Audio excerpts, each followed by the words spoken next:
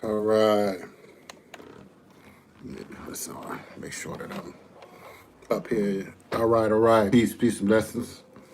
Haki Ami here, the Success Scholar, the Honorable One. Thank you for tuning in, listening, and wanting to do this piece here. It's much needed after a lot of great organizing and understanding the wisdom of our ancestors and reading many great, powerful books and living through experiences. I've come to some conclusion that I learned some other time years ago. Many people may not know I was actually one of the last ones that actually brought Baba Steve Coakley to the Baltimore area, right?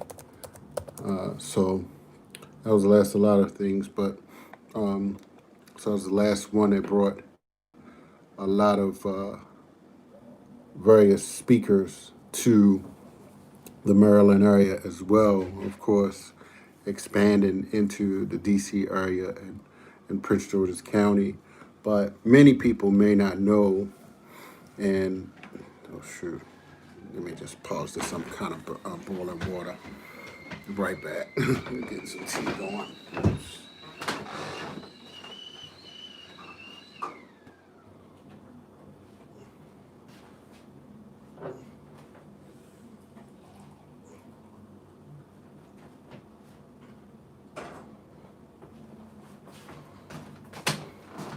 Okay. All right. Hopefully, you all didn't. You all didn't miss me there.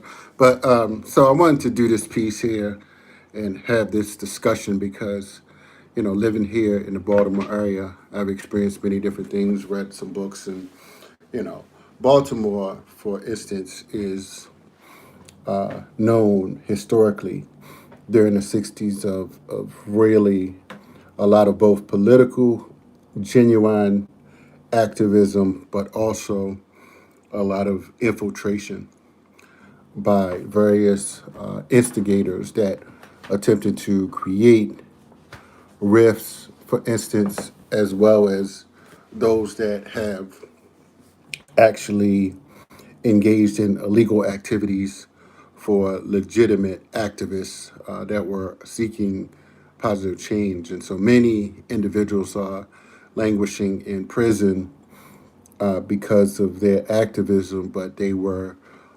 misled into committing various types of crimes by these individuals. And so, but what many people may not know, necessarily know is the role of these, not necessarily the criminal informants, but the actual agents that,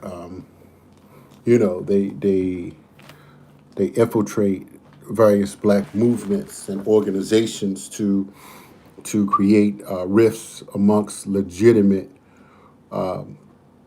workers, organizers, thinkers, scholars, organizations. And so I sort of, over the years, I've spotted a few, and of course, you can kind of spot a lot of them. Some of them work in federal, various types of federal positions throughout the Maryland, D.C. area, and several of them actually are in law enforcement. Now, there's this one, for instance, who some years ago, he really had an operation going, and it's still actually going on today, but I think he's expanded it and he's recruited several other, what I believe, agent provocateurs. And I'm not going to say that they are necessarily targeting me per se, but I know that unfortunately this one has really had me targeted because he saw my potential as a leader. And just remember, years ago when they had the counterintelligence documents where the mission was to stop the rise of the Black Messiah, and they theorized about different organizers' potential, what their necessarily potential was.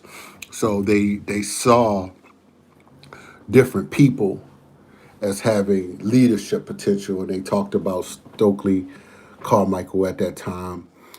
They talked about Elijah Muhammad. They talked about Malcolm and Dr. King as well. So, and they analyzed these people's talents and skills and networks and their relationships that they have with other people and their ideology.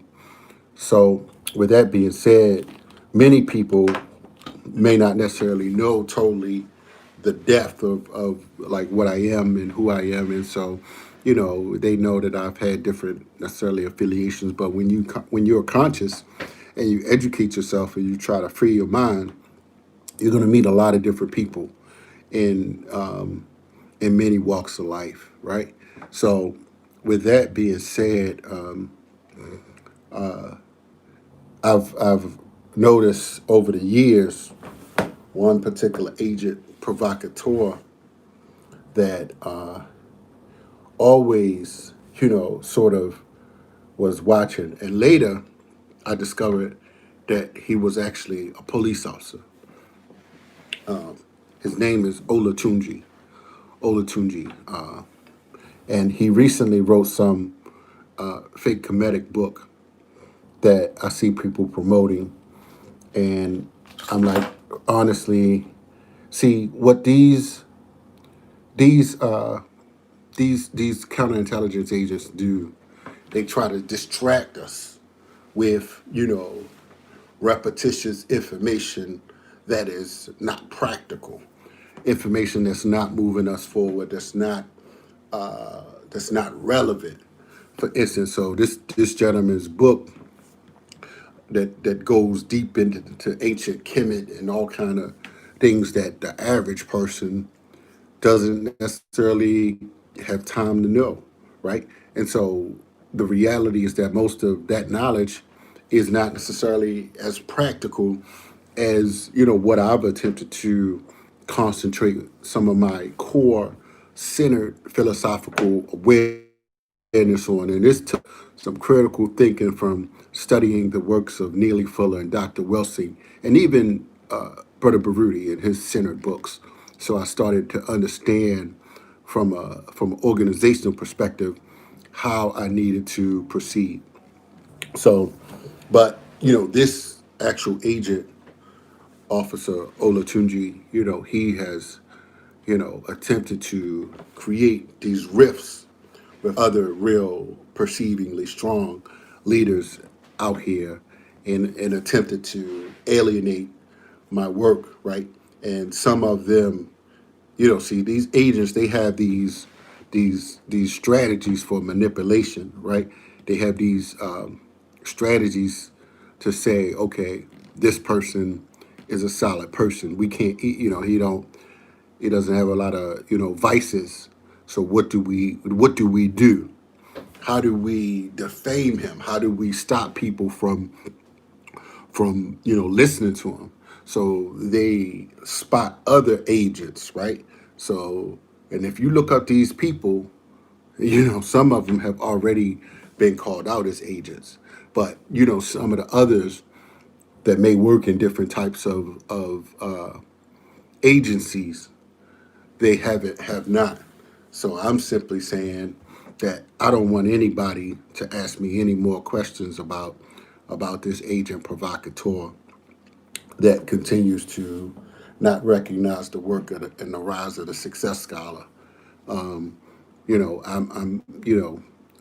to the point at this particular time.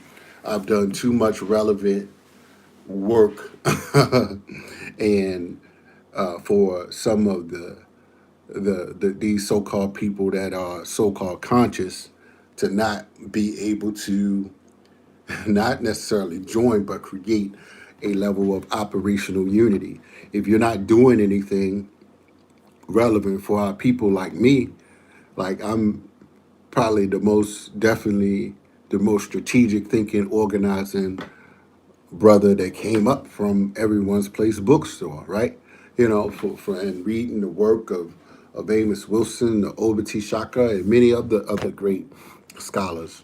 And I'm looking forward to Dr. Khaled book that's coming really soon. So But I just wanted to share just a little bit of knowledge. But things are going well for me. I'll be leaving for Tanzania next week, so it's going to be really dope. So just expanding the network. Looking forward to having a conversation with Brother Malik Zulu Shabazz this Friday.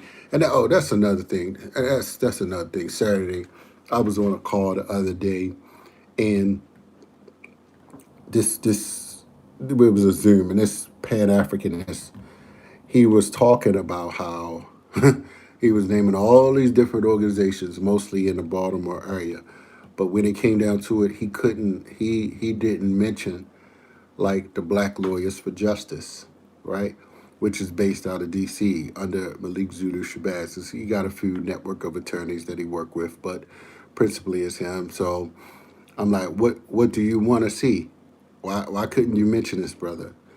So and that's the sad thing. I'm like, you got a real general here, attorney general like Brother Malik, but who worked with Dr. Khaled. However, anybody feels about Dr. Khaled and Brother Malik, the reality is that they stood up, at particular times. And so, so what I'm asking, I'm gonna say, with a level of confidence, I'm asking for the grassroots brothers and sisters, and not necessarily just the brothers and sisters, but we have to watch the counterintelligence program. If you don't know what the counterintelligence program is, there's several books. FBI War on Black America. The FBI. I'm sorry. Wait a minute. So, yeah, that's FBI War on Black America from 1962 to. That's one book. But then there's the Agents of Repression, and then there's the FBI War on Tupac. As a matter of fact, some years ago we did a discussion at Everlasting Life on when that Tupac movie came out. It was called the FBI War on Tupac, and so we talked about the film as well as the guy John Patash had a conversation with him and a few other people on the role of Tupac, and he shared some things about the counterintelligence program. So that's all I really want to get off my chest.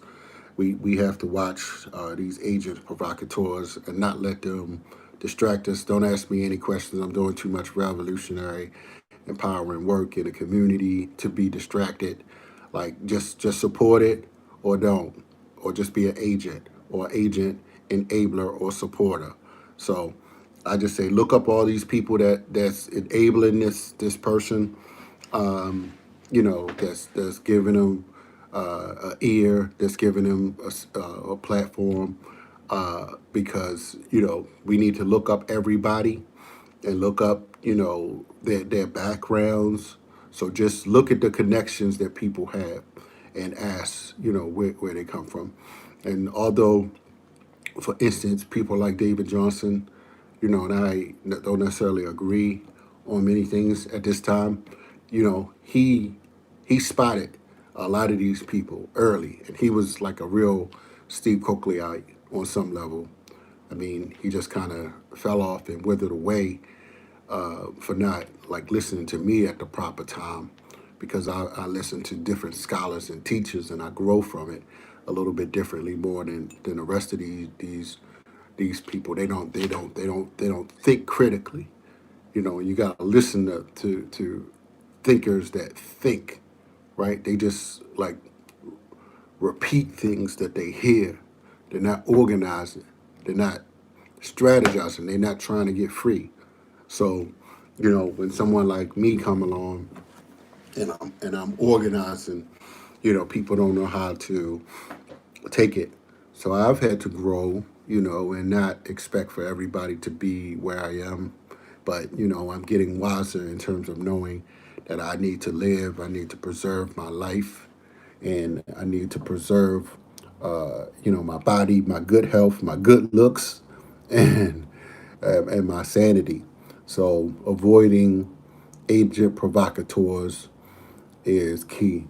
And this is where understanding people like Neely Fuller, so that you're not out here being emotional, just listening to our elders, Dr. Francis Cress Welsing, we can avoid a lot of the nonsense that people that are kind of captured, emotional prisoners, people that are intellectually, they have low emotional intelligence, right? So they will sort of dry snitch on their own brother, and that's what police officers, for instance, have been trained to do. So don't, just understand how their double consciousness reflects that their arrogance, their perceived arrogance. But most, for instance, most of these police officers are, in fact, dysfunctional, right? They're not whole. They haven't been healing, and so they're really frustrated, particularly those that have been abused on their jobs by their slave master. So and now they attempt to take it out on who they consider one of the wise and stronger, one of them strong buck Negroes, or you're an uppity Negro, aren't you? So I just say watch out for these agent provocateurs that are attempted to create these levels of hostility, and please don't ask me about any agent provocateur at all. I'm doing too much work, and if you're not intelligent enough to know that, then hell with you too, because we don't have time, brothers and sisters. Haki, I'm a success scholar. I've been doing more work than most of these people are doing it now. It's just exploding to another level. So that's all I have to say, man. So you got to join the movement, and you got to join with the Success Scholar movement, and stop being so distracted with all these different people, because I'm bringing practical analysis, practical plans, and meeting with powerful thinkers. This is the work that Dr. Amos Wilson would be proud of, and I'm the only one out here that's doing the work of Dr. Amos Wilson, like on any different level. So, but it is what it is. Not everybody wise enough to see that. So we're about to take things to another level, y'all. Just stay connected. Stay connected to the rise of the Success Scholar. I'm out. Peace.